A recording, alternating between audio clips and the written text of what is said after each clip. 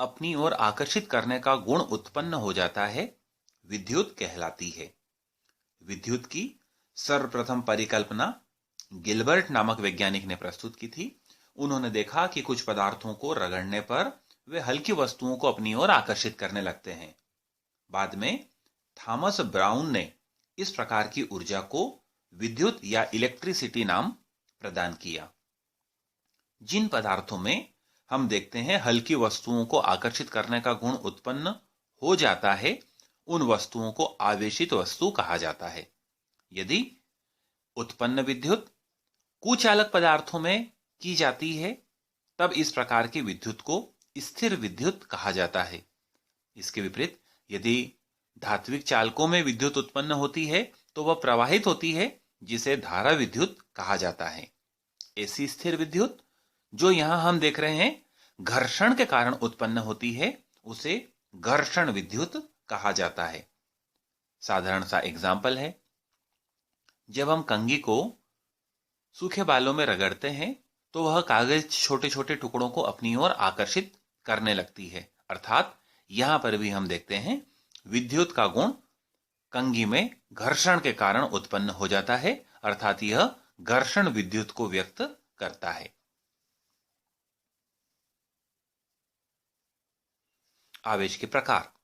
यदि हम कांच की छड़ एक लेते हैं और उसे रेशम के कपड़े से रगड़ते हैं तो यह इसी प्रकार की अन्य रगड़ी हुई कांच की छड़ को प्रतिकर्षित करने लगती है, क्योंकि घर्षण की क्रिया के द्वारा यहां हम देखते हैं कि कांच की छड़ धन आवेशित हो जाती है। अर्थात कांच की छड़ों से इलेक्ट्रॉन निकल जाते हैं, धन आवेशित हो जाती है। जब इस प्रकार की दो धन आवेशित छड़ें एक दूसरे के नजदीक लाई जाती हैं तो उनमें प्रतिकर्षण होता है। ठीक इसी प्रकार से यदि एक कांच की छड़ को रेशम के कपड़े से रगड़कर दूसरी एबोनाइट की छड़ को, जिसको हमने फलालेन या ऊनी कपड़े से रगड़ा हुआ है, उसके नजदीक लाते हैं तो दोनों में हम देखते हैं आकर्षण होता है। इसका कारण रेशम के कपड़े से रगड़ने पर कांच की छड़ पर धन आवेश, वहीं एबोनाइट की छड़ को जब फलालेन से रगड़ा जाता है तो उस पर ऋण आवेश उत्पन्न हो जाता है। विपरीत आवेशित होने के कारण दोनों छड़ें एक दूसरे को आकर्षित करती है।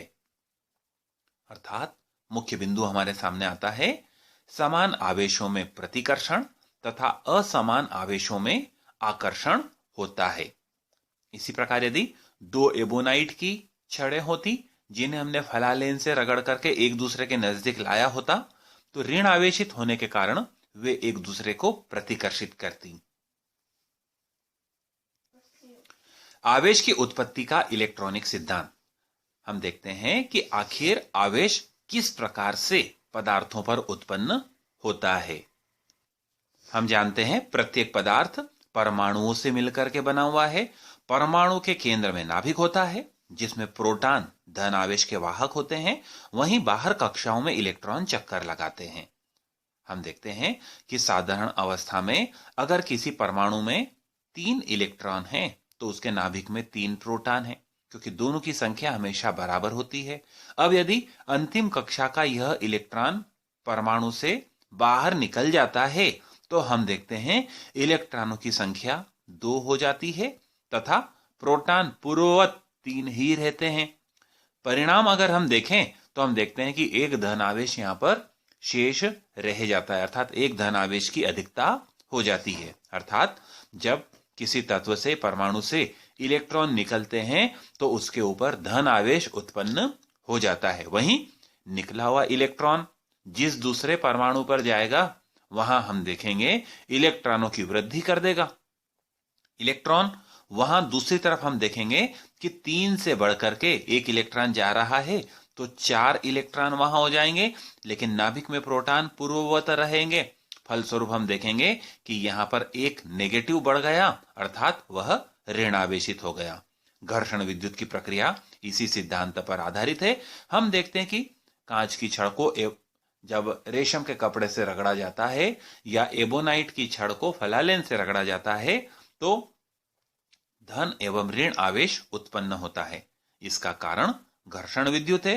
घर्षण की प्रक्रिया में हम देखते हैं रगड़ने वाली 2 वस्तुओं में से जिस वस्तु पर इलेक्ट्रॉन लूज होते हैं, ढीले होते हैं, उससे बाहर निकलते हैं, फलस्वरूप वह धन आवेशित हो जाती है। वहीं हम देखते हैं जिस वस्तु पर जाकर के इलेक्ट्रॉन जमा हो जाते हैं, जुड़ जाते हैं, वह ऋण आवेशित हो जाती है। जैसे अगर हम कांच और रेशम को अगर देखते हैं, कांच की छड़ से इलेक्ट्रॉन निकल गए, धन आवेशित हो गई, रेशम के कपड़े पर इलेक्ट्रॉन चले गए, वह ऋण आवेशित हो गई। इसी प्रकार यदि हम एबोनाइट की छड़ को देखते हैं, तो एबोनाइट की छड़ को जब ऊनी कपड़े पर रगड़ा जाता है तो हम देखते हैं ऊन से इलेक्ट्रॉन निकलते हैं, अर्थात वह धन आवेशित, और एबोनाइट की छड़ पर इलेक्ट्रॉन आते हैं, अर्थात वह ऋण आवेशित हो जाती है। नेक्स्ट पॉइंट देखिए, विद्युत आवेश का क्वांटीकरण।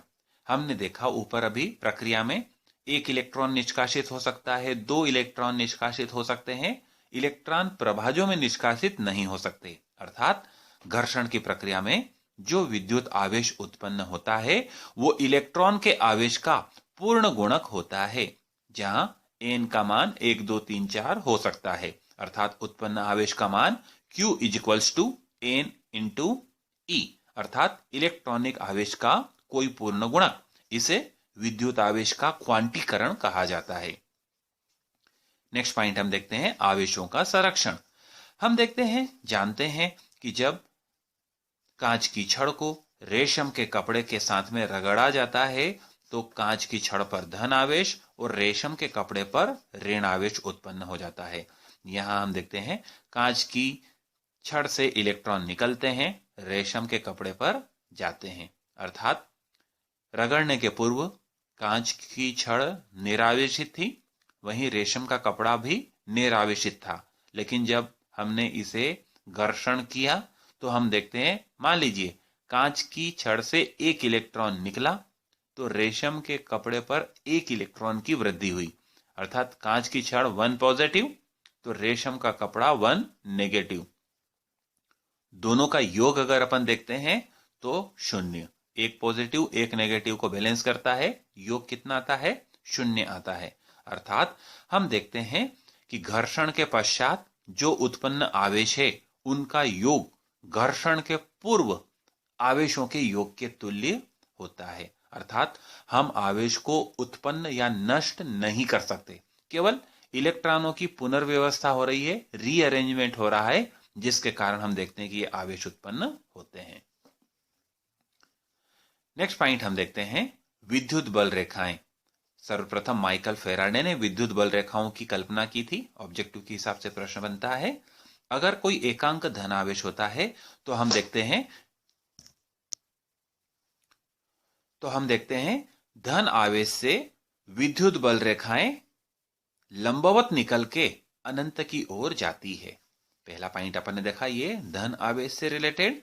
यदि हम देखें कोई अकेला ऋण आवेश है तो अनंत से बल रेखाएं ऋण आवेश पर आकर के लंबवत समाप्त होती है, किंतु यदि विद्युत द्विध्रुव है जो पॉजिटिव एवं नेगेटिव आवेशों से मिलकर के बना हुआ है तो धन आवेश से विद्युत बल रेखाएं निकलती है और ऋण आवेश पर जाकर के समाप्त होती है।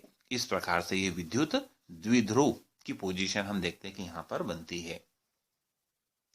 डेफिनेशन के हिसाब से देखें तो परिभाषा बनती है, विद्युत बल रेखाएं विद्युत क्षेत्र में खींचा गया वह काल्पनिक निष्कोण वक्र है जिस पर एकांक धन आवेश गमन कर सकता है। देखिए पॉजिटिव के पास में प्लस को छोड़ा तो ये प्लस उसको प्रतिकर्षित करता जा रहा है और नेगेटिव उसको आकर्षित करता जा रहा है, अर्थात विद्युत बल रेखा हम देखते हैं कि धन आवेश के मार्ग को व्यक्त करने वाला वक्र होता है। परिभाषाएं विभिन्न प्रकार से दी जा सकती है कि विद्युत बल रेखाएं वह वक्राकार मार्ग है जिस पर स्वतंत्र एकांक धन आवेश गमन कर सकता है, अथवा विद्युत बल रेखा वह वक्राकार मार्ग है जिसके किसी भी बिंदु पर खींची गई स्पर्श रेखा उस बिंदु पर लगने वाले परिणामी बल की दिशा को व्यक्त करती है। तो इस प्रकार से 2 डेफिनेशन दे सकते हैं, वह वक्राकार मार्ग जिस पर एकांक धन आवेश गमन करता है, अर्थात पॉजिटिव आवेश को छोड़ देने पर वह प्रतिकर्षित होते हुए नेगेटिव तक जाता है। दूसरी परिभाषा, वह वक्राकार मार्ग जिसके किसी भी बिंदु पर खींची गई स्पर्श रेखा टचिंग लाइन उस बिंदु पर लगने वाले परिणामी बल की दिशा को व्यक्त करती है। इन वक्राकार रेखाओं को या मार्ग को विद्युत बल रेखाएं कहा जाता है। डेफिनेशन इनकी बन जाती है, ये धन आवेश से उत्पन्न होती है, ऋण आवेश पर जाकर के समाप्त होती है। सेकंड बनती है, किसी भी बिंदु पर खींची गई स्पर्श रेखा उस बिंदु पर परिणामी तीव्रता को व्यक्त करती है। थर्ड बनती है, दो बल रेखाएं एक दूसरे को कभी नहीं काटेगी तो दो स्पर्श रेखाएं दो बलों की दिशाओं को व्यक्त करेगी, जो कि संभव नहीं है। नेक्स्ट पॉइंट, बल रेखाएं चालक की सतह से लंबवत निकलती है और लंबवत ही जाकर के हम देखते हैं कि समाप्त होती है। अगला पॉइंट, विद्युत बल रेखाएं चालक से होकर के नहीं गुजरती, अर्थात बाहर बाहर ही ये प्रेजेंट होती है, अतः चालक के अंदर विद्युत क्षेत्र की तीव्रता शून्य होती है। नेक्स्ट पॉइंट, विद्युत बल रेखाएं लचकदार डोरी की भांति लंबाई में सिकुड़ने का प्रयास करती है, छोटी होने का प्रयास करती है। फलस्वरूप हम देखते हैं असमान आवेशों में आकर्षण होता है। वहीं विद्युत बल रेखाएं लंबाई के लंबवत दिशा में एक दूसरे से दूर हटने का प्रयास करती है, फलस्वरूप विजातीय आवेशों में आकर्षण होता है। और हमने देखा कि विद्युत बल रेखाएं लंबाई के लंबवत दिशा में एक दूसरे से दूर हटने का प्रयास करती है, फलस्वरूप सजातीय आवेशों में प्रतिकर्षण होता है। दो पॉइंट है, ध्यान से देख लीजिए इन दोनों पॉइंटों को। यहां हम देखते हैं कि अगर मान लीजिए हमने दो पॉजिटिव आवेश लिए, एक पॉजिटिव आवेश और दूसरा भी पॉजिटिव आवेश, तो हम देख रहे हैं कि ये बल रेखाएं समांतर जा रही हैं। बल रेखाएं कैसी है? समांतर है। तो हम देखते हैं कि विद्युत बल रेखाएं खींची हुई लचकदार डोरी की भांति लंबाई में सिकुड़ने का प्रयास करती है। यह है पॉजिटिव से निकल करके नेगेटिव पर जा रही। जब ये सिकुड़ेगी तो हम देखेंगे कि इनमें आकर्षण होगा। वहीं हम देखते हैं लंबाई के लंबवत, ये पॉजिटिव है, ये भी पॉजिटिव है, लंबाई के लंबवत दिशा में। तो देखिए यहां हम देखते हैं कि समान आवेश है, इससे बल रेखाएं निकल रही है, लंबाई के लंबवत दिशा में ये एक दूसरे को दूर हटाने का प्रयास करती है। फलस्वरूप हम देखते हैं समान आवेशों में प्रतिकर्षण होता है। दोनों समान आवेशों के बीच में एक पॉइंट ऐसा माना जा सकता है जहां विद्युत क्षेत्र की तीव्रता शून्य होती है, अर्थात दोनों का प्रभाव नहीं होता। अगर दोनों आवेश समान परिमाण के हैं तब उदासीन बिंदु दोनों के ठीक मिलाने वाली रेखा के ठीक बीच में होता है, किंतु यदि असमान परिमाण वाले आवेश होते हैं तो हम देखेंगे यह कम तीव्रता वाले आवेश की ओर रहता है। तो महत्वपूर्ण बिंदु है आखिरी दो, विद्युत बल रेखाएं खींची हुई लचकदार डोरी की भांति लंबाई में सिकुड़ने का प्रयास करती है, फलस्वरूप असमान आवेशों में आकर्षण होता है कि ये छोटी हो जाएगी, छोटी होगी तो पॉजिटिव नेगेटिव क्लोज हो जाएंगे। और अगर समान आवेश है तो उनसे निकलने वाली हम देखेंगे जो बल रेखाएं हैं लंबाई के लंबवत एक दूसरे को दूर हटाने का प्रयास करती है, अर्थात समान आवेशों में प्रतिकर्षण होता है। नेक्स्ट क्वेश्चन बनता है विद्युत बल से संबंधित कूलाम का नियम तथा इसके आधार पर एकांक आवेश की व्याख्या। कूलाम के नियम के अनुसार हम देखते हैं कि इन्हीं दो बिंदु आवेशों के मध्य लगने वाले आकर्षण या प्रतिकर्षण बल का मान उन आवेशों के परिमाण के गुणनफल के समानुपाती तथा उनके बीच की दूरी के वर्ग के व्युत क्रमानुपाती होता है। अर्थात यदि आवेशों का परिमाण Q1 एवं Q2 हो, जिनके बीच की दूरी r हो, तब कूलाम के नियम के अनुसार हम देखते हैं दो रिलेशन हमारे सामने आते हैं, F समानुपाती Q1 Q2 तथा F व्युत क्रमानुपाती r²। दोनों संबंधों को एक साथ लिखने पर F समानुपाती Q1 Q2 अपान r², या F बराबरी पर K Q1 Q2 अपान r², जहां K बराबरी पर एक नियतांक है जिसका मान मापन की पद्धति तथा माध्यम पर निर्भर करता है। एसआई पद्धति में हम देखते हैं K = 1 अपान 4 पाई एप्सिलॉन 0, जहां एप्सिलॉन 0 वायु या निर्वात की निरपेक्ष विद्युतशीलता को व्यक्त करता है। अतः समीकरण 1 में K की जगह पर हम K का मान लिखते हैं 1 अपान 4 पाई एप्सिलॉन 0। फार्मूला हमारा हो जाता है F = 1 अपान 4 पाई एप्सिलॉन 0 Q1 Q2 अपान r²। या 1/4πε0 की प्लेस पर उसकी वैल्यू रख देते हैं 9 इंटू 10⁹ Q1 Q2 अपान R स्क्वायर न्यूटन। सीजीएस पद्धति और एसआई पद्धति, दो पद्धतियों में हम ये डेरिवेशन करते हैं। तो पहले हम बतला रहे हैं एसआई पद्धति, जिसका पहला भाग हमने लिया वायु या निर्वात वाला, जिसके लिए के की वैल्यू अपन ने बताई 1/4πε0। अब यदि दोनों आवेशों के मध्य कोई पराविद्युतांक के वाला माध्यम उपस्थित होता है तो स्मॉल के की वैल्यू हम देखते हैं 1/4πε0 कैपिटल के रूप में लिखी जाती है, जहां के माध्यम का पराविद्युतांक है।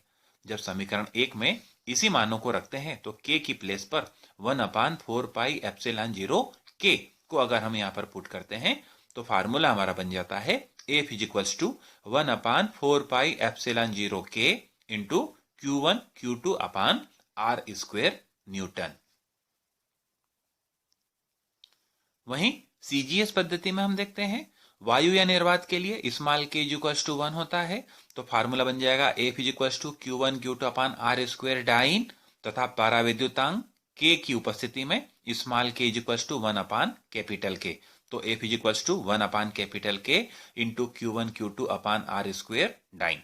एकांक आवेश के लिए हम देखते हैं एसआई पद्धति वाला फार्मूला कि यदि दोनों बिंदु आवेशों के मध्य लगने वाला बल 9 इंटू 10⁹ न्यूटन हो, दोनों आवेश बराबर हो, समान आवेश हो Q के रूप में, तथा 1 मीटर की दूरी पर स्थित हो, तब समीकरण 2 के अनुसार हम देखते हैं कि यहां पर जब मानों को हम रखते हैं तो किस प्रकार से कन्वर्शन होता है। यह हमारे सामने समीकरण 2 थी। F = 9 इंटू 10⁹ Q1 Q2 अपान R स्क्वायर। F की जगह पर हमने F का मान लिखा 9 into 10⁹ equals to 9 into 10⁹। Q1 Q2 दोनों बराबर है तो Q इंटू Q दोनों को सेम कर दिया, और दूरी 1 मीटर थी, 1 का हमने स्क्वायर कर दिया। हम देख रहे हैं 9 इंटू 10⁹ से 9 इंटू 10 कैंसिल हो गया, Q इंटू Q का स्क्वायर इज इक्वल्स टू 1, या Q इज इक्वल्स टू ±1। इस आधार पर हम देखते हैं इस आवेश को एकांक आवेश कहा जाता है, अर्थात वह आवेश जो समरूप आवेश को 1 मीटर की दूरी पर स्थित होने पर 9 इंटू 10⁹ न्यूटन के बल से प्रतिकर्षित करे, उस आवेश को एकांक आवेश कहा जाता है। तो इस प्रकार से पूरा कूलाम का नियम और फिर एकांक आवेश की डेफिनेशन, महत्वपूर्ण क्वेश्चन है ये। छोटा क्वेश्चन बनता है, एक समान विद्युत क्षेत्र में रखे विद्युत द्विध्रुव पर बल आघूर्ण के लिए व्यंजक। देखिए, एक समान विद्युत क्षेत्र उस क्षेत्र को कहते हैं जिसमें बल रेखाएं परस्पर समांतर होती है। ए बी एक विद्युत द्विध्रुव है जिसकी लंबाई 2l है। इसे हमने क्षेत्र के साथ थीटा कोण बनाते हुए रखा हुआ है। ए और बी, ए पर प्लस q आवेश है, बी पर माइनस q आवेश है। विद्युत क्षेत्र की तीव्रता के कारण दोनों आवेशों पर हम देखते हैं कि QE बल विपरीत दिशा में क्रियाशील हो जाता है, जो द्विध्रुव को पुनः घुमा करके क्षेत्र के समरूप लाने का प्रयास करता है। इस प्रकार हम देखते हैं कि इन दोनों बलों से एक बल युग्म निर्मित हो रहा है। इस बल युग्म का आघूर्ण टाउ बराबरी पर एक बल गुणित दोनों बलों के बीच की लंबवत दूरी। तो एक बल क्या हो गया, एक बल QE हो गया।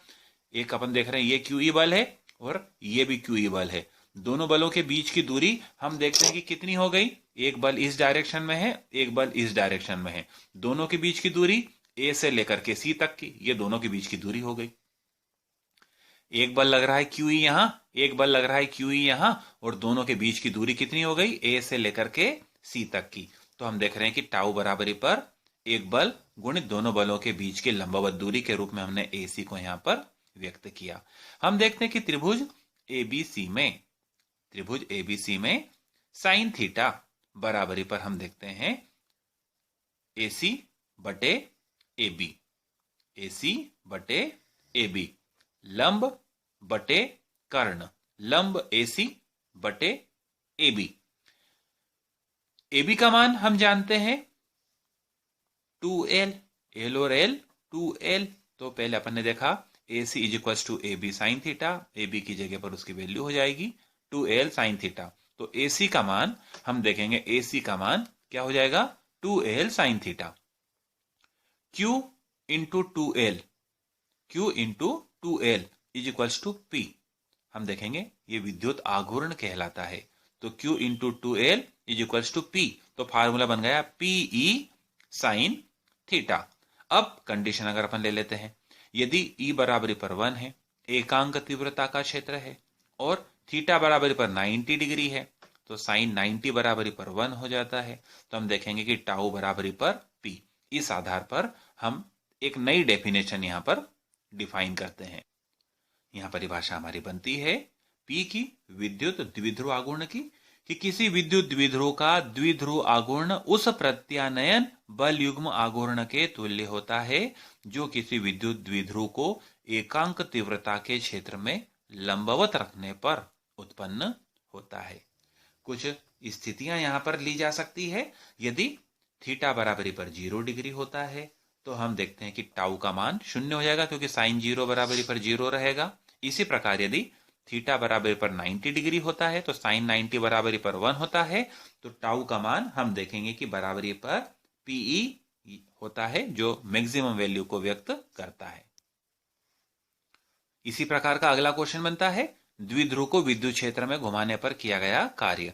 हमने देखा है कि विद्युत द्विध्रुव है, थीटा कोण से विक्षेपित करके रखा हुआ है, दोनों सिरों पर QE बल उसके ऊपर हम देख रहे हैं आरोपित हो रहे हैं। AB विद्युत द्विध्रुव था, ये A, और हम देख रहे हैं ये B, ये हम देख रहे हैं C। यहां अब हम देखते हैं कि टाउ बराबरी पर PE sin थीटा, जो बल आघूर्ण लग रहा है, बल युग्म आघूर्ण का जो मान है टाउ PE sin थीटा के तुल्य होता है। द्विध्रुव को d थीटा अल्प कोण से घुमाने में किया गया कार्य, पहले अपन d थीटा से अल्प कोण से घुमाने में किए गए कार्य की कैलकुलेशन देखते हैं। तो अल्प कार्य बराबरी पर टाउ इंटू डी थीटा, कार्य बराबरी पर होता है बल गुणित दूरी। बल की जगह पर यहाँ बल युग्म आघूर्ण आ रहा है, और दूरी की जगह पर यहाँ पर कोणीय विस्थापन आ रहा है। टाउ की जगह पर वैल्यू हमने पुट की PE sin theta into d theta. अब हम देखते हैं अल्प कोण नहीं, किसी कोण थीटा से घुमाने में किया गया कार्य, तो हमें जो ऊपर वाली इक्वेशन है DW वाली, उसका हमें समाकलन करना पड़ेगा 0 से थीटा डिग्री के बीच में।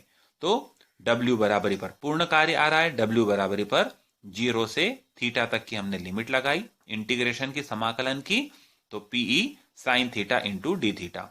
P और E नियतांक है, इनका समाकलन नहीं होता, बाहर आ जाती है लिमिट से। ये फार्मूला बनता है समाकलन sign theta into d theta बराबरी पर माइनस कॉस थीटा, और हम देखेंगे कि यहां पर लिमिट्स लग जाती है 0 और थीटा के रूप में।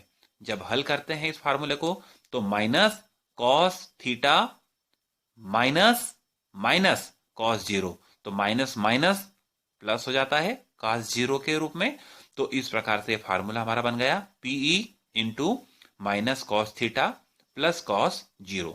कॉस 0 बराबरी पर 1 होता है, तो 1 माइनस कॉस थीटा के रूप में हमारा ब्रैकेट बन जाता है। तो हम देखते हैं कि कुल किया गया कार्य W बराबरी पर PE into 1 minus cos theta के रूप में हमारा व्यंजक यहां पर बनता है, जो द्विध्रुव को विद्युत क्षेत्र में घुमाने पर किए गए कार्य का व्यंजक कहलाता है।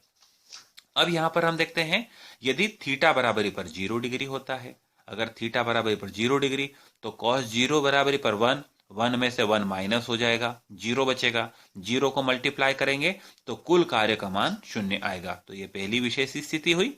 दूसरी अगर हम देखें कि थीटा बराबरी पर 90 डिग्री हो, तो कॉस 90 बराबरी पर 0 होता है, 0, 1 में से 0 गया, 1 यहां पर बचा हुआ है, 1 को मल्टीप्लाई किया PE में, तो W बराबरी पर PE। इसी प्रकार अगर हम देखें थीटा बराबरी पर यदि 180 होता है, जब थीटा बराबरी पर हम देखते हैं कि 180 होता है, तो यहां हम देखेंगे कि cos 180 की जगह पर हमको -1 वैल्यू लिखना पड़ेगी। तो माइनस और माइनस प्लस 1, 1 और 1 2 PE के रूप में हम देखते हैं कि हमें यहां पर कार्य प्राप्त होता है। तो इंपॉर्टेंट क्वेश्चन है, विद्युत द्विध्रुव को विद्युत क्षेत्र में घुमाने पर किए गए कार्य की गणना हमें करना है।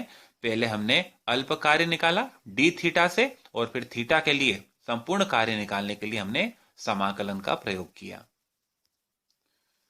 नेक्स्ट क्वेश्चन बनता है, एक समान विद्युत क्षेत्र में द्विध्रुव की स्थितिज ऊर्जा हेतु व्यंजक। देखिए, विद्युत द्विध्रुव को विद्युत क्षेत्र में मानक स्थिति से वर्तमान स्थिति तक घुमाने में किए गए कार्य को द्विध्रुव की स्थितिज ऊर्जा कहते हैं। अर्थात कोई मानक स्थिति है π/2 90 डिग्री वाली, जिससे किसी कोण तक हमको घुमाना है, वर्तमान स्थिति किसी कोण तक हमें घुमाना है, यानी लंबवत से शुरू करना है और किसी कोण तक लाना है।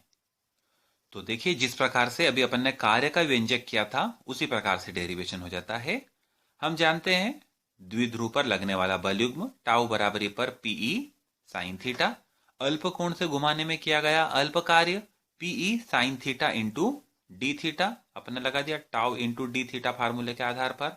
अब हमें घुमाना है मानक अवस्था से किसी वर्तमान अवस्था तक। समाकलन अपन ने किया कुल कार्य के लिए, समाकलन की लिमिट लगाई π/2 से थीटा की। हम जानते हैं कि पीई नियतांक है, समाकलन नहीं होता है। π/2 से थीटा की लिमिट में sign theta into d theta formula हमने ओपन किया, तो हम देखते हैं कि पीई माइनस कॉस थीटा π/2 से लेकर के थीटा तक की लिमिट में हमें इसे ओपन करना है। ओपन किया तो अपन देखते हैं minus cos theta minus cos π/2, तो माइनस और माइनस मिलकर के प्लस हो जाएंगे। तो फार्मूला हमारा बन गया W बराबरी पर PE cos theta plus cos π/2, minus का कॉस थीटा है प्लस का कॉस π/2 है, π/2 यानी 90, कॉस 90 बराबरी पर 0 होता है। तो ब्रैकेट के अंदर बचा माइनस कॉस थीटा को मल्टीप्लाई किया पीई से, तो फार्मूला हमारा बन गया W बराबरी पर माइनस पीई कॉस थीटा। यही हम देखते हैं किया गया जो कार्य है स्थितिज ऊर्जा कहलाता है, अर्थात U बराबरी पर माइनस पीई कॉस थीटा। विशेष स्थितियां यहां पर भी ली जा सकती है। यदि थीटा बराबरी पर 0 डिग्री हो तो हम जानते हैं कि कॉस 0 बराबरी पर 1 होता है, अर्थात स्थितिज ऊर्जा का मान माइनस पीई के तुल्य होता है। यदि थीटा बराबरी पर 90 डिग्री लिया जाता है तो हम देखते हैं कि 0, तो 0 ये 0 है, पी में मल्टीप्लाई करेंगे तो यू का मान कितना हो जाएगा 0, अर्थात इस अवस्था में स्थितिज ऊर्जा का मान 0 होता है, न्यूनतम होता है। इसीलिए 90 डिग्री वाली अवस्था को मानक स्थिति लिया जाता है। यदि थीटा बराबरी पर 180 होता है तो हम जानते हैं cos 180 बराबरी पर माइनस 1 माइनस माइनस प्लस के रूप में हम देखें तो u बराबरी पर पीई, अर्थात इस अवस्था में हम देखेंगे कि स्थितिज ऊर्जा का मान अधिकतम होता है। तो छोटा इंपोर्टेंट क्वेश्चन, एक समान विद्युत क्षेत्र में द्विध्रुव की स्थितिज ऊर्जा, जैसा पहले कार्य वाला व्यंजक किया था उसी प्रकार से हो रहा है, केवल लिमिट बदल रहे हैं। वहां थीटा से लेकर के 0 तक की लिमिट, 0 से लेकर के थीटा तक की लिमिट थी, यहाँ π/2 से लेकर के थीटा तक की लिमिट में क्वेश्चन हमें हल करना है। इंपोर्टेंट क्वेश्चन देखिए, विद्युत द्विध्रुव के कारण अक्षीय स्थिति में विद्युत क्षेत्र की तीव्रता हेतु व्यंजक। देखिए, ए बी हम देख रहे हैं 2L लंबाई का एक विद्युत द्विध्रुव है जो प्लस Q और माइनस Q आवेश से मिलकर के बना हुआ है। इसका मध्य बिंदु O है और हम देखते हैं इसकी बढ़ाई गई अक्ष पर कोई बिंदु P है जहां विद्युत क्षेत्र की तीव्रता ज्ञात करना है। तो हम देखते हैं इसके मध्य बिंदु से R दूरी पर बढ़ाई हुई अक्ष पर कोई बिंदु P है जहां तीव्रता ज्ञात करना है। तो इस अक्ष पर अगर हमें तीव्रता को ज्ञात करना है तो इसे अक्षीय स्थिति में तीव्रता कहते हैं। तो तीव्रता ज्ञात करने के लिए यहाँ एकांक धन आवेश को रखा जाता है। हम जानते हैं समान आवेशों में प्रतिकर्षण, असमान आवेशों में आकर्षण होता है। ए पर स्थित प्लस Q आवेश इस P पर रखे परीक्षण धन आवेश को प्रतिकर्षित करता है, अर्थात तीव्रता बाहर की ओर E1 के रूप में। वहीं B पर स्थित माइनस Q आवेश इस धन आवेश को अपनी ओर आकर्षित करता है, फलस्वरूप तीव्रता E2 अंदर की ओर हम देखते हैं कि आरोपित होती है। पॉइंट बनते हैं, ए पर स्थित प्लस Q आवेश के कारण बिंदु P पर तीव्रता E1 बराबरी पर 1/4 pi epsilon 0 K into Q अपान AP। देखिए तीव्रता का सूत्र होता है E बराबरी पर होता है F/Q। एफ का फार्मूला क्या है, Q1 Q2 upon r square के रूप में अपन लिखते हैं 1/4πε0 के into Q1 Q2 upon r square. इसको Q से अगर अपन डिवाइड करेंगे तो एक Q कैंसिल हो जाता है, तो Q अपान आर स्क्वेयर के रूप में यहाँ पर फार्मूला है। तो हम देखते हैं ए पर स्थित प्लस क्यू आवेश के कारण बिंदु पी पर तीव्रता E1 बराबरी पर 1/4πε0 के into Q upon A P square, A P square, ये वाली दूरी अपने को फाइंड आउट करना है। यहां से यहां तक की दूरी r है और यहां से यहां तक की l है, तो यहां से यहां तक की कितनी होगी, r माइनस एल का होल स्क्वायर। r में से l को घटा दिया। इसी प्रकार b पर स्थित माइनस q आवेश के कारण बिंदु p पर तीव्रता 1/4πε0 के इंटू Q अपान बी पी स्क्वायर। बी से लेकर के पी तक की दूरी कितनी होगी, यहां से यहां तक की r है और यहां से यहां तक की l है, तो r प्लस एल। तो हम देखेंगे r प्लस एल का होल स्क्वायर।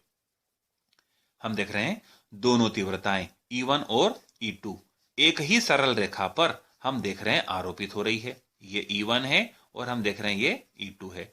क्योंकि E1 पास में से लग रही है और E2 बी वाले सिरे दूर से लग रही है, अतः पॉइंट बन करके आता है E1 बड़ा है E2 से। जब E1 बड़ा है E2 से तो परिणामी तीव्रता निकालने के लिए E1 में से E2 को हम माइनस करते हैं। तो फार्मूला बनाया हमने E is equals to E1 minus E2। E1 की जगह पर E1 की वैल्यू, E2 की जगह पर E2 की वैल्यू। दोनों में से हम देख रहे हैं Q कॉमन लिया जा सकता है, अपान में 4πε0 K को हम कॉमन ले सकते हैं। ब्रैकेट में बचेगा 1 अपान आर माइनस एल का whole square minus 1 upon r plus l का होल स्क्वायर। एलसीएम लघुत्तम लिया दोनों का अपन ने, r minus l square r plus l square. R minus l के होल स्क्वायर से आर माइनस एल का होल स्क्वायर कैंसिल होता है, आर प्लस एल का होल स्क्वायर शेष रहता है। 1 में मल्टीप्लाई किया अपन ने, यहां पर अपन ने लिखा माइनस का चिन्ह लगाया। R plus l whole square से r plus l whole square cancel होता है, आर माइनस एल का होल स्क्वायर शेष रहता है। 1 में मल्टीप्लाई किया, यहां पर अपन ने लिखा। एक फार्मूला है ए प्लस बी का square, a square plus b square plus 2ab की सहायता से उसको ओपन किया। दूसरा फार्मूला है a minus b square, a square plus b square minus 2ab, minus से खुलता है तो हम देखेंगे a square b square minus के हो जाते हैं और माइनस का 2ab जो था वो प्लस का हो जाता है। इस प्रकार आर स्क्वायर एल स्क्वायर से r square l square cancel, 2rl और 2rl हम देखते हैं दोनों ऐड हो जाते हैं और एक प्रकार से 4rl यहां पर बनाते हैं। 2rl और 2rl मिलकर के कितने हो जाएंगे, 4rl। सुविधा की दृष्टि से अपन ने इसको 2r इंटू 2l के रूप में यहां पर लिख दिया, 2r इंटू 2l। क्यों, क्योंकि हम जानते हैं q into 2l, q into 2l is equals to p। विद्युत द्विध्रुव आघूर्ण, तो 2r में p का जब मल्टीप्लाई होगा तो 2pr, तो E is equal to formula बन रहा है हमारा 1/4πε0 के into 2pr upon r square minus l square. Condition देखते हैं, अगर एल अत्यधिक छोटा होता है आर की तुलना में तब इसे नगण्य मान करके छोड़ दिया जाता है। एल स्क्वायर को नगण्य मान करके छोड़ दिया। आर का स्क्वायर है, होल स्क्वायर है, यानी आर की पावर कितनी हो गई, 4 हो गई। ऊपर के आर से 4 में से एक पावर कैंसिल हो जाती है, तो तीव्रता का फार्मूला बनता है E इज इक्वल टू 1/4πε0 के into 2p upon R cube. तीव्रता का सूत्र F अपान क्यू होता है, अतः मात्रक न्यूटन अपान कूलम। तो यह हम देखते हैं अक्षीय स्थिति में विद्युत क्षेत्र की तीव्रता हेतु व्यंजक कहलाता है। नेक्स्ट क्वेश्चन बनता है, विद्युत द्विध्रुव के कारण निरक्षीय स्थिति में विद्युत क्षेत्र की तीव्रता हेतु व्यंजक दीजिए। तो हम देखते हैं, जब कोई बिंदु जिस पर विद्युत क्षेत्र की तीव्रता ज्ञात करना होती है, द्विध्रुव अक्ष के लंब अर्धक पर, द्विध्रुव अक्ष ये अक्ष हो गई ए बी और इसका लंब अर्धक बीच में से अपन ने आधा कर दिया, लंब अर्धक पर स्थित होता है, तब उस बिंदु को द्विध्रुव के सापेक्ष निरक्षीय स्थिति में कहा जाता है। हम देख रहे हैं एक विद्युत द्विध्रुव है जो प्लस क्यू माइनस क्यू आवेश से मिलकर के बना हुआ है। इसकी लंबाई 2l है, मध्य बिंदु O है। O से r दूरी पर कोई बिंदु P है निरक्षीय स्थिति में, जिस पर हमें विद्युत क्षेत्र की तीव्रता ज्ञात करना है। हम जानते हैं A पर स्थित प्लस क्यू आवेश के कारण बाहर की तरफ तीव्रता लगेगी क्योंकि यहाँ पर परीक्षण धन आवेश है। वहीं B पर स्थित माइनस क्यू आवेश के कारण तीव्रता E2 अंदर की तरफ लगेगी। E1 बाहर की तरफ, E2 अंदर की तरफ। E1 तीव्रता को हमने दो लंबवत घटकों में डिवाइड कर दिया, E1 sine theta, E1 cos theta. इसी प्रकार हमने E2 तीव्रता को भी दो लंबवत घटकों में डिवाइड किया, E2 cos theta, E2 sine theta. बिंदु P पर लगने वाले E1 साइन थीटा और E2 साइन थीटा घटक विपरीत दिशा में होने के कारण एक दूसरे को निरस्त कर देते हैं। इस प्रकार बिंदु P पर हम देखते हैं कि E1 cos थीटा तथा E2 cos थीटा के रूप में दो घटक ही शेष रह जाते हैं, अर्थात परिणामी तीव्रता का मान E बराबरी पर हम देखेंगे E1 cos theta plus E2 cos theta के योग के द्वारा प्राप्त किया जाएगा। हम देखते हैं A पर स्थित प्लस क्यू आवेश के कारण बिंदु P पर तीव्रता E1 = 1/4πε0 K इंटू क्यू अपान AP²। इसी प्रकार B पर स्थित माइनस क्यू आवेश के कारण बिंदु P पर तीव्रता 1/4πε0 K इंटू क्यू अपान BP²। यहाँ AP² था, यहाँ BP² है। ध्यान से देखिए, AP² और BP² दोनों के मान बराबर हैं। ये समकोण त्रिभुज बन रहा है, इधर ये भी समकोण त्रिभुज बन रहा है। ये कर्ण भुजा है तो इधर ये भी कर्ण है। इसका आधार L है तो इसका भी आधार L है। इसका लंब R है तो इधर वाले ट्रायंगल का लंब भी R है। तो इस प्रकार हम देखते हैं कि कर्ण कर्ण बराबर हो जाएंगे। AP² और BP², कर्ण का वर्ग बराबरी पर आधार का वर्ग प्लस लंब का वर्ग, R² प्लस L²। तो हमें कर्ण का वर्ग प्राप्त करना है दोनों तरफ, तो दोनों की वैल्यू सेम हो जाएगी पाइथागोरस प्रमेय से, R² प्लस L²। तो आगे हम देखते हैं E = परिणामी तीव्रता E1 cos theta plus E2 cos theta के तुल्य है, जैसा कि हमने अभी देखा हुआ है। तो E = चूंकि E1 E2 दोनों बराबर हैं, समीकरण 1 और 2 से क्या देख रहे हैं, E1 का मान और E2 का मान दोनों मान बराबर है क्योंकि AP² BP² दोनों में सेम हो जाता है। तो हम देखते हैं E = 2E1 cos थीटा के द्वारा ये ज्ञात की जाएगी। E1 की जगह पर हमने E1 की वैल्यू रख दी 1/4πε0 K इंटू क्यू अपान AP²। मल्टीप्लाई करना है इसको हमको cos थीटा के साथ में। तो E = 2 इंटू E1 की जगह पर मान रख दिया पूरा अपन ने 1/4πε0 K इंटू क्यू अपान AP² की जगह पर R² plus L² into cos theta. cos theta की जगह पर हमने आधार बटे कर्ण मान रख दिया, L अपान खाली कर्ण, कर्ण का वर्ग था R² प्लस L², तो कर्ण का मान होगा √ या इसकी पावर हाफ लगा करके भी हम यहाँ व्यक्त कर सकते थे। हल किया अपन ने, Q इंटू 2L = P होता है, तो यहाँ पर तो अपन ने P लिख दिया। अपान में 4πε0 K into R² plus L² की पावर ये 1 है, ये हाफ है, तो 1½ या 3/2 हमने पावर रख दी। यहाँ पर कंडीशन डाल दी, L का मान अगर R की तुलना में अत्यंत कम हो तो L को नगण्य मान देंगे। पावर ओपन होगी, R² इंटू 3/2, 2 से 2 कैंसल, तो R की पावर 3। तो इस प्रकार से हम देखते हैं E = 1/4πε0 K इंटू P/R³। तीव्रता का मात्रक न्यूटन प्रति कूलम। देख लीजिए, ये L को तो अपन ने यहां से हटा दिया, तो क्या बचा, R² की पावर कितनी है 3/2, 2 से 2 हम देखते कैंसिल हो जाता है, R की पावर कितनी रह जाती है 3 शेष रह जाती है।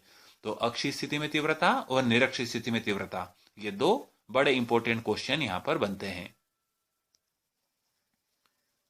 चलिए नेक्स्ट इंपॉर्टेंट क्वेश्चन बनता है गॉस का नियम या गॉस का प्रमेय। गॉस के नियम के अनुसार हम देखते हैं निर्वात में किसी भी बंद पृष्ठ से गुजरने वाले संपूर्ण विद्युत फ्लक्स का मान उसके अंदर स्थित पृष्ठ के भीतर स्थित आवेश का 1/ε0 गुना होता है। अर्थात विद्युत फ्लक्स φE बराबरी पर आवेश Q इंटू 1/ε0। व्युत्पत्ति हम देखते हैं, डायग्राम हम देख रहे हैं।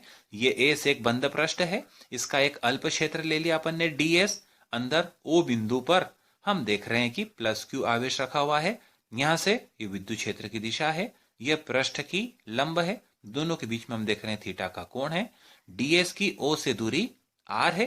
तब हम देखते हैं कि इस प्लस q आवेश के कारण r दूरी पर यहाँ जो भी बिंदु अपन P के रूप में ले सकते हैं, उस बिंदु पर, यहाँ ये बिंदु अपन ने P ले लिया, पृष्ठ का मध्य बिंदु है एक P, तो बिंदु P पर हम देखते हैं तीव्रता का मान E बराबरी पर 1/4πε0 into q upon r square होता है। वहीं फ्लक्स का फार्मूला है डी फाई ई बराबरी पर E into d s cos theta. D phi E बराबरी पर E into d s cos theta वास्तव में फार्मूला होता है फाई ई बराबरी पर E इंटू डी एस या E इंटू एस के रूप में फार्मूला होता है। तो फाई ई अल्प पृष्ठ है, इसलिए अपन ने क्या बोला, डी फाई ई विद्युत क्षेत्र की तीव्रता, एस नहीं, क्षेत्र कौन सा है, अल्प पृष्ठ है ds, और ds और E के बीच का जो कोण है उसे अपन ने cos थीटा के रूप में यहां पर बतलाया। E की जगह पर E की वैल्यू हमने पुट की 1/4πε0 into q upon r square. तो यहां हम देखते हैं cos थीटा की जगह हम देख रहे हैं कि E की जगह पर हमने E का मान लिखा, आगे हो गया ds cos थीटा। तो यहां एक नया फार्मूला बनकर के आ जाता है हमारे सामने कि ds cos theta upon r square बराबरी पर डी ओमेगा। ये जो घन कोण बन रहा है, इस घन कोण का मान डी ओमेगा है, और वैल्यू हम देखते हैं ds cos theta upon r square इसकी होती है। अर्थात इस पूरे फार्मूले में से q बचेगा, अपान में 4πε0 शेष रह जाएगा, ds cos theta upon r square को रिप्लेस कर देंगे हम डी ओमेगा के द्वारा। तो इस प्रकार हम देखते हैं कि ये वैल्यू हटाना है और इसकी जगह पर अगर डी ओमेगा हम लिखते हैं तो हमारा फार्मूला निम्न प्रकार से रहेगा। देखिए ये अपन ने डी ओमेगा लिख दिया, q अपान 4πε0 डी ओमेगा, ये अल्प पृष्ठ का मान था। अब हम देखते हैं संपूर्ण पृष्ठ से गुजरने वाले फ्लक्स का मान, पृष्ठीय समाकलन हमने कर दिया। हम देखते हैं कि q और 4πε0 नियतांक है, समाकलन नहीं होता, पृष्ठीय समाकलन होगा डी ओमेगा का, घन कोण का, संपूर्ण बंद पृष्ठ से बद्ध घन कोण का मान 4π होता है, 4π हमने लिखा, 4π से 4π हम देख रहे हैं कैंसिल हो जाता है। फार्मूला बन गया फाई ई बराबरी पर q अपान एप्सिलॉन 0 या q इंटू 1/ε0, जो गॉस की प्रमेय को व्यक्त करता है। विशेष स्थिति देखते हैं, अगर एक से अधिक आवेश बंद चालक के अंदर, पृष्ठ के अंदर उपस्थित होते हैं तो Q1, Q2, Q3 अपान एप्सिलॉन 0, तो फाई ई बराबरी पर सिग्मा Q अपान एप्सिलॉन 0। दूसरी स्थिति बनती है, यदि हम देखें कि आवेश पृष्ठ के बाहर स्थित है, तो एक से हम देख रहे हैं विद्युत बल रेखाएं अंदर जा रही है, एक से बाहर जा रही है, एक से फ्लक्स अंदर जा रहा है, एक से बाहर जा रहा है। अंदर जाने वाले फ्लक्स का मान नेगेटिव -q अपान 4πε0 इंटू डी ओमेगा, ds2 से बाहर निकलने वाले फ्लक्स का मान पॉजिटिव q अपान 4πε0 इंटू डी ओमेगा, दोनों का योग बराबरी पर 0। अर्थात हम देखते हैं यदि बंद पृष्ठ के बाहर आवेश स्थित होता है तो संपूर्ण फ्लक्स का मान 0 होता है। गॉस के नियम से कूलाम के नियम की व्युत्पत्ति हम देखते हैं। मान लीजिए कोई बिंदु O है जिस पर +q आवेश रखा हुआ है, इससे r दूरी पर बिंदु P है। P से होते हुए हम एक गोला खींचते हैं तो ये पूरा एक गॉसी पृष्ठ के रूप में कार्य करता है। हम जानते हैं फाई ई बराबरी पर E इंटू एस, गोले का पृष्ठ बराबरी पर 4πr स्क्वेयर, तो फाई ई बराबरी पर E इंटू 4πr स्क्वेयर पहली समीकरण बनी। गॉस के नियम से फाई ई बराबरी पर q अपान एप्सिलॉन 0 हम देख रहे हैं दूसरी समीकरण बनी। जब दोनों समीकरणों की तुलना करते हैं तो E इंटू 4πr स्क्वेयर बराबरी पर q अपान एप्सिलॉन 0, इसके आधार पर E का फार्मूला हम बनाते हैं तो 1/4πr स्क्वेयर इंटू q अपान एप्सिलॉन 0 या 1/4πε0 इंटू q अपान r स्क्वेयर। यदि इस बिंदु P पर हम कोई परीक्षण आवेश Q0 मान ले तो F बराबरी पर Q0 इंटू E, या F बराबरी पर Q0 की जगह पर E की जगह पर E की value 1/4πε0 into q upon r square, Q0 और है तो हम देखेंगे बल का फार्मूला बन गया जो कूलाम के नियम को व्यक्त करता है। तो इस प्रकार गॉस के नियम से कूलाम के नियम की व्युत्पत्ति की जा सकती है। F बराबरी पर क्या होता है, QE होता है। QE, Q की जगह पर हमने क्या मान लिया है, Q0, E की जगह पर हमने E का मान रखा और साथ में इंटू कर दिया हमने Q0 का, तो 1/4πε0 इंटू Q1 Q2 अपान R स्क्वायर के रूप में हम देखते हैं कि यह बल का फार्मूला बन जाता है, अर्थात कूलाम के नियम को यह व्यक्त करता है।